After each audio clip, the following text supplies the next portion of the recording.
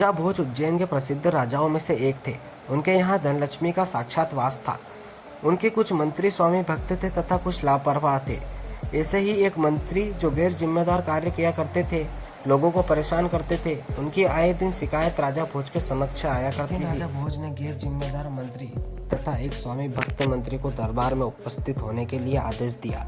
आदेश के अनुसार दोनों मंत्री वहां दरबार में राजा के समक्ष उपस्थित हुए।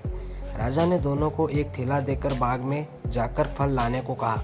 दोनों मंत्री शाही बाग में जाकर फल तोड़ने लगे। जिम्मेदार और स्वामी भक्त मंत्री ने अपने राजा के लिए सुंदर, स्वादिष्ट और ताजे फल तोड़े और अपना थैला भर लिया। वही कमजोर और लापरवाह गैर जिम्मेदार मंत्री ने विचार किया, राजा कौन सा थैला देखेगा। मंत्री अपने अपने फल के थैलों को लेकर दरबार में उपस्थित हुए। राजा भोज ने अपने सिपाहियों को आदेश दिया।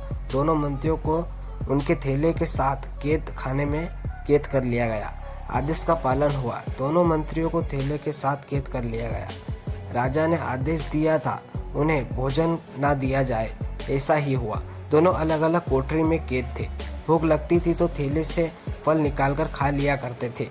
जिस मंत्री के पास स्वादिष्ट और उच्च कोटि के फल थे, वह ज्यादा दिन तक फल को खाता रहा, जबकि गैर जिम्मेदार और लापरवाह मंत्री के फल तुरंत ही खराब और बर्बाद हो गए, क्योंकि उसने फल का चुनाव ठीक प्रकार से नहीं किया था। हालत यह हुई कि वह मंत्री बेहोश हो गया। उसको तत्काल उपचार के उपरांत दरबार में उपस्थित किया गया।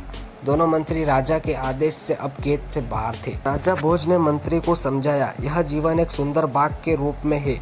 यहाँ सुंदर और स्वादिष्ट फल के अनुरूप अपने जीवन को चुनना चाहिए, उत्तम व्यवहार करने चाहिए और अपने इस छोटे से जीवन रूपी झोले को भरते रहना चाहिए। बुरे कर्म बुरे समय में काम नहीं आते, अच्छे कर्म बुरे समय में संबल बनते हैं। इसलिए सभी को अच्छे कर्म करते रहना चाहिए। जय राजा भोज।